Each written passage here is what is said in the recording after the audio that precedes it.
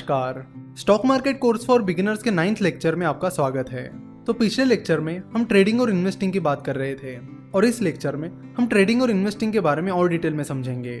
बहुत सारे लोग जिन्हें स्टॉक मार्केट कैसे चलता है ये पता नहीं होता, वो स्टॉक मार्केट को एक क्विक मनी गेम समझते हैं। यानी वो सोचते हैं कि स्टॉक मार्केट एक सट्टा बाजार है जहाँ पर हम गैम्बलिंग कर सकते हैं और फिर फटाफट पैसा कमाने के चक्कर में वो अपना सारा पैसा स्टॉक मार्केट में गवा देते हैं और फिर सबको बताते चलते हैं कि स्टॉक मार्केट एक सट्टा बाजार है। ये वो लोग होते हैं जिन्हें स्टॉक मार्केट कैसे काम करता है ये पता ही नहीं होता।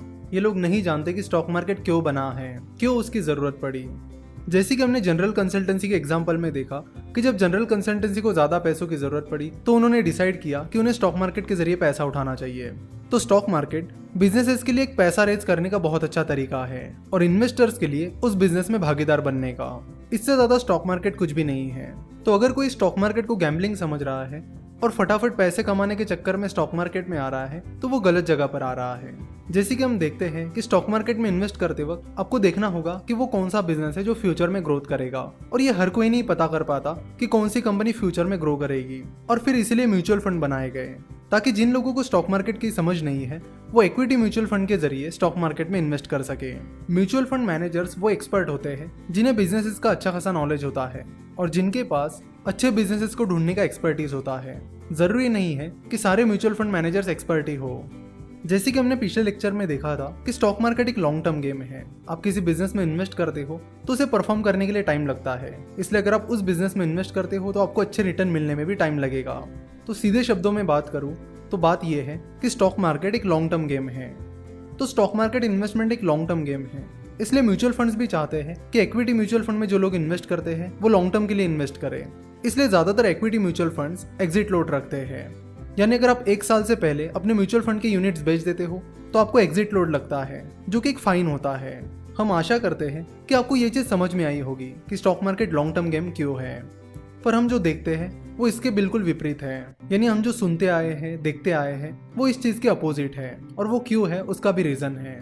जब भी हम कोई बिजनेस न्यूज चैनल देखते हैं या किसी ब्रोकरेज फर्म को कांटेक्ट करते हैं या उनका ब्लॉग पढ़ते हैं तो वो ट्रेडिंग के बारे में बात करते हैं। यानी आज खरीदो आज बेचो, या आज खरीदो या 2-4 दिन बाद बेचो।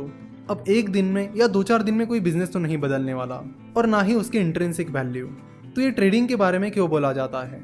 तो आपको बता दूं कि ये जो ट्रेडिंग होती है वो कुछ नहीं बल्कि एक स्पेकुलेशन होता है।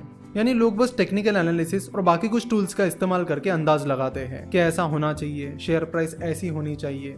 ध्यान रखना, ट्रेडिंग वो लोग करते हैं जिन्हें स्टॉक मार्केट की अच्छी खासी समझ नहीं होती। वो बिजनेस और इन्वेस्टमेंट के उस रिलेशन को नहीं समझ पाते। जिस कंपनी का वो शेयर है उसके बिजनेस मॉडल को वो नहीं समझ पाते। कंपाउंडिंग कैसे काम करती है उसे भी वो समझ नहीं पाते। किसी कंपनी में की गई इन्वेस्टमेंट कैसे काम करती है इसे भी वो नहीं समझ पाते। वो बस ट्रेडिंग करके शॉर्ट टर्म में क्विक मनी कमाने की कोशिश करते हैं और फाइनल रिजल्ट ये होता है कि वो अपना पैसा गवा देते हैं।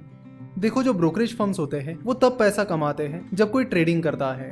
जब आप कोई ट्रेड करते हो तो उस पर ब्रोकरेज फर्म्स कुछ फीस चार्ज करते हैं जिसे ब्रोकरेज चार्ज कहते हैं। सो अगर कोई ट्रेडर है तो वो लगभग हर दिन शेयर बाय करेगा सेल करेगा, बाय करेगा सेल करेगा, जिससे उस ब्रोकरेज फर्म का ब्रोकरेज जनरेट होगा। वही अगर कोई इन्वेस्टर है तो एक बार खरीदेगा और फिर 2-4 साल बाद शेयर्स को बेचेगा। तो अगर कोई इन्वेस्ट करता है तो ब्रोकरेज फर्म को उससे खास फायदा नहीं मिलता है, क्योंकि ज्यादातर ब्रोकरेज फर्म्स डिलीवरी के लिए 0 ब्रोकरेज चार्ज करते हैं। यानी अगर आप एक दिन से ज्यादा के लिए शेयर्स होल्ड करते हो तो वो आपसे कोई ब्रोकरेज चार्ज नहीं करेंगे। लेकिन अगर आप इंट्राडे ट्रेडिंग करते हो, यानी जिस दिन आप शेयर खरीदते हो उसे उसी दिन बेचते हो, तो आपको ब्रोकरेज चार्ज देना पड़ेगा। तो एक चीज तो आपको समझ गई होगी कि जब कोई ट्रेडिंग करता है तो ब्रोकरेज फर्म अच्छा खासा पैसा कमा लेता है। और आपको बता दूं कि ट्रेडिंग एक लत होती है, एक एडिक्शन होता है।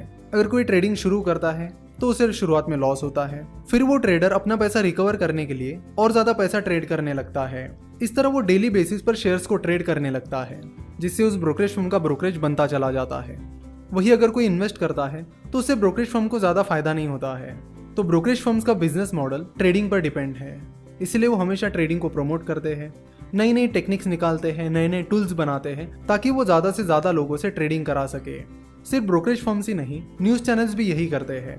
आप अगर कोई बिजनेस न्यूज चैनल देखोगे तो उस पर बहुत सारे एक्सपर्ट दिन में आते रहते हैं जो आपको ट्रेडिंग की स्ट्रेटेजीज, कौन सा शेयर बाय करना है या सेल करना है इसके बारे में बताते रहते हैं। उनका पूरा टीआरपी इन्हीं चीजों पर डिपेंड करता है। आप देखोगे कि बिजनेस न्यूज चैनल पर ये जो लोग होते हैं जो आपको ट्रेडिंग एडवाइस देते हैं वो या तो किसी ब्रोकरेज फर्म में काम कर रहे होते हैं या फिर उस न्यूज चैनल के एंकर होते हैं। तो अगर उन्हें इतनी ही ट्रेडिंग की एक्सपर्टीज होती तो वो खुद ही ट्रेडिंग ना करते, खुद ही फटाफट ना पैसा कमाते। तो ये कुछ चीज़ें हैं जो आपको समझने की ज़रूरत है, और हम चाहते हैं कि स्टॉक मार्केट में एंटर करने से पहले आपको इन सारी चीज़ों के बारे में पता चले, क्योंकि ज़्यादातर बिगिनर्स को स्टॉक मार्केट में इसलिए लॉस होता है क्योंकि वो इन सारी चीज़ों को कभी समझ ही नहीं पाते।